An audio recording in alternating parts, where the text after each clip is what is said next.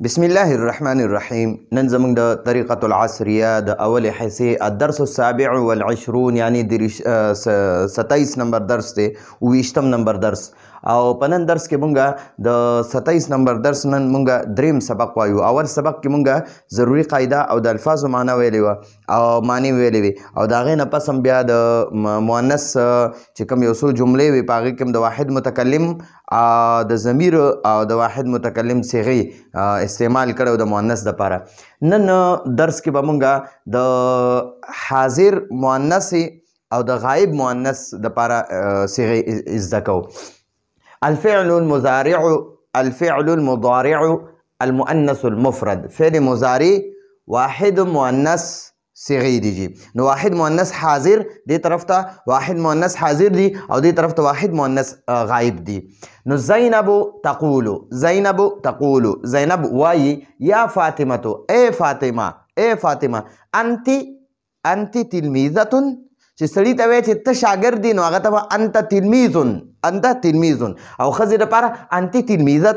ته شاګرد دی. انت فی الفصل ته کلاس کې چې سړي دپاره به جمله استعمالې نو انت فی الفصل به وي او ښځې دپاره انت فی الفصل. نو دا زینب چې دی دا فاطمې باره کې خبره کوي، فاطمې ته وایي. دا زینب چا ته وایي؟ فاطمې ته وایي انت تلمیذه ته شاګرد دی. بیا ورته وایي انت فی الفصل ته کلاس کې، بیا ورته وایي تأخذین ته اخلي، چې سړي ته وایي ته اخلي نو هغه دپاره تأخذو. دلته ګورئ دا ګورئ جي تأخذو سړي دپاره تأخذو دی، تأخذو ته اخلي ټیک شوه. او ښځې دپاره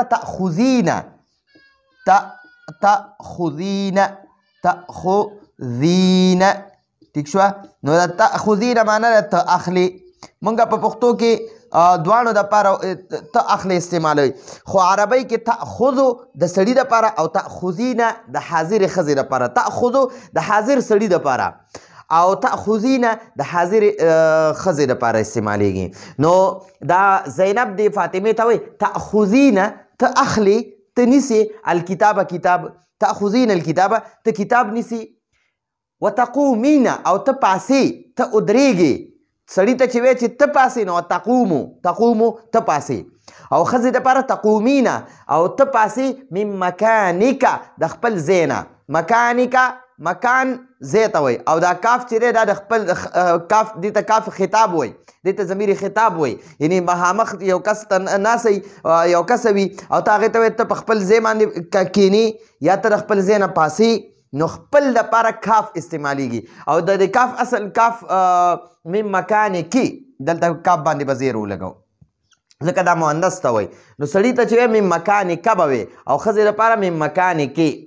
مکانکي ټیک شوه. وتقومین او ته ودرېږي، ای فاطمې ته ودرېږي من مکانکي د خپل ځای نه. مکانکي معنا ده ستا ځای، مکانک ستا ځای. خو دا ستا ځای چې دی که نه دغه دپاره دلته مونږ نه د ستا دپاره مونږ خپل استعمالو. مونږ وایه ته د خپل ځای نه پاسې، نو د خپل دپاره او د ستا دپاره د دواړو دپاره دا کاف ضمیر استعمالیږي ښه. وتقومین او هغه او ته پاسې من مکانکي د خپل ځای نه. وتمشین او ته ځې، د سړي دپاره تمشو، مشا یمشي یعنی تمشي، سړي دپاره تمشي او ښځې دپاره تمشین الی الباب. وتمشین او ته ځې الی الباب دروازې طرف ته. وتفتحین سړي دپاره تفتحو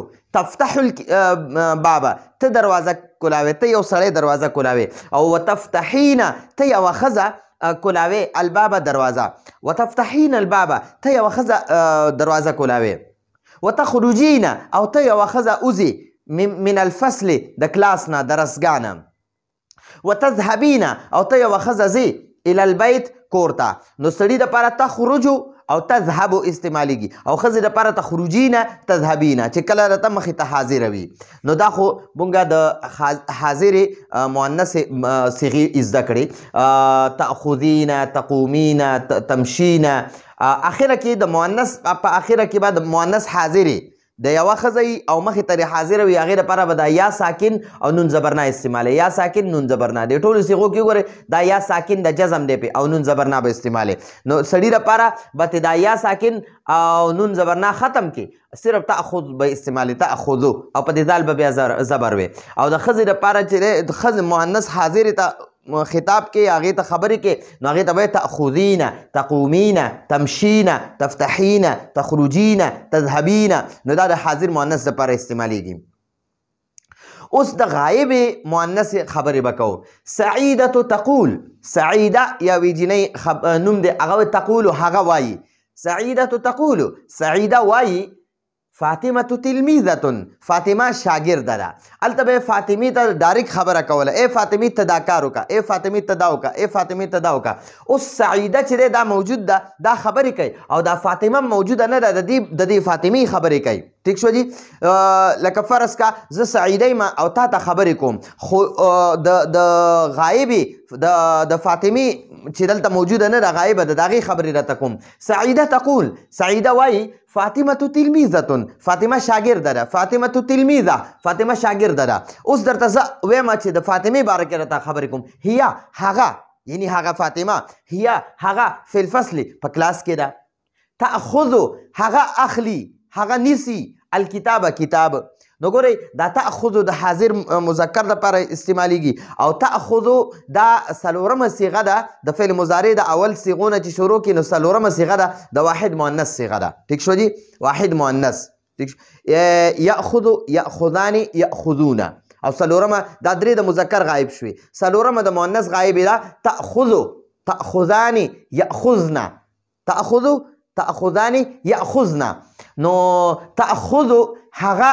کتاب نیسی هغه نیسی الکتابه کتاب یا هغه کتاب اخلی نو هغه فاطمه یادی ها زه تا ته د فاطمې خبرې کومه نو زه درته وایم چې تأخذو هغه یعنی هغه فاطمه نیسی څه شی نیسی یا اخلی څه اخلی کتاب الکتابه کتاب نو تأخذ الکتابه هغه کتاب اخلی وتقوم او هغه ودریږي من مکانها د خپل ځای نه ها معنی د خپل او مکان ځای ته وایي او من معنی د نه وتقوم او هغه ودریږي هغه پاسیږي څوک پاسیږي هغه څوک ده فاطمه موجوده نه ده دلته وتقوم فاطمه پاسیږي یا هغه پاسیږي من مکانها د خپل ځای نه من مکانها د مؤنث دپاره به مکانها استعمالیږي او چې سړی غایب وي نو هغه دپاره به مکانه استعمالیږي ټیک شوه سړي دپاره به داسې استعمالیږي ګورئ مکانی هی ٹھیک شو نو دا د مذکر د پر استعمالیږي مذکر صحیح شو او دا د مؤنث د پر استعمالیږي مؤنث ٹھیک شو جی نو مؤنث لپاره غایب وي او مؤنث وي نو هغې لپاره مکان ها به استعمالیږي مذکر وي غایب وي سړی وي او غایب وي نو هغه لپاره مکان هی استعمالیږي خپل ځای نو د ها به خپل ځای استعمالیږي خو دا به د مؤنث لپاره ټیک شوه نو وتقوم من مکانها وتقوم هغه پاسي من مکانها د خپل ځای نه ټیک شوه وتمشي او هغه ځي الى الباب دروازې طرف ته وتمشي الى الباب او هغه دروازې طرف ته ځي وتمشي د سړي دپاره هم تمشي راځي د حاضر سړي دپاره تمشي زه ته یو سړی زه تا ته تمشي الى الباب ته دروازې طرف ته ځي تمشي الى الباب ته دروازې طرف ته ځي او چې تمشي الى الباب د مؤنث دپاره هم استعمالیږي د غایب مؤنث دپاره وتمشي الى الباب او هغه دروازې طرف ته ځي نو ګورئ مونږ دلته د مؤنث خبرې کوو که نه د فاطمې خبرې کوو نو هغې دپاره به هم تمشي استعمالیږي وتمشي الى الباب چې کله دلته کې مونږ د مذکر خبرې کوو بیا تمشي راځي نو بیا به د حاضر سړي دپاره راځي یعنې ته دروازې طرف ته ځي خو دلته اوس مونږ د فاطمې غایبې خبرې کوو نو هغې دپاره به هم دا تمشي صیغه استعمالیږي وتمشي الى الباب وتمشي او هغه ځي الى الباب دروازې طرف ته وتفتح او هغه کولاوي تفتح د مذکر حاضر دپاره هم استعمالیږي هغه شپږمه صیغه اومه صیغه ده او تفتح دلته کې د مؤنث غایبې دپاره استعمالیږي ټیک شوه وتفتح او هغه مؤنثه کولاوي هغه ښځه کولاوي څه شی کولاوي الباب دروازه وتفتح الباب او هغه دروازه کولاوي وتخرج او هغه ښځه وځي من الفصل د کلاس نه وتذهب او هغه ښځه ځي الى البيت کور ته ٹھیک شو جی. نو دا د تأخذین تقومین تمشین تفتحین تخرجین تذهبین دا د مؤنث حاضر چې مخې ته دې ناستی او هغې ته وایي ته دا کار وکړه هغې ته وایي ته کور ته لاړه شه نو تذهبین الی البیت تذهبین الی البیت ته کور ته لاړه شه یا هغې ته وایي ته د کلاس نه وځه نو تذهبین من الفصل ته د کلاس نه وځه ته د کلاس نه وځه نه ته د کلاس نه وځې تفتحین الی باب ته د کلاس نه وځې او یا تذهبین الی البیت ته کور ته ځې ټیک شوه چې ورته حکم وکړي چې ته وځه نو دا امر صیغه ده اذهبی الی البیت اذهبی من الفصل اذهبی من الفصل ته د کلاس نه لاړه شه یا اخرجی من الفصل ته د کلاس نه وځه نو هغه د امر راځي نو تخرجین تفتحین تذهبین وغیره دا د مؤنث حاضر لپاره استعمالیږي او تأخذ تقوم تمشي تفتح تخرج تذهب دا د غایب مؤنث لپاره استعمالیږي غایبه ده موجوده نه ده او مؤنث ده نو د هغې دپاره موږ دا صیغې استعمالو نو دا زموږ د الدرس السابع والعشرون یعنی د 27 نمبر درس اخیری سبق و دې نه پس به انشاءالله موږ د 27 درس تمرین حل کوو نو راتلونکي درس پورې اجازت غواړو هذا هو المرام والله أعلم بحقيقة الكلام.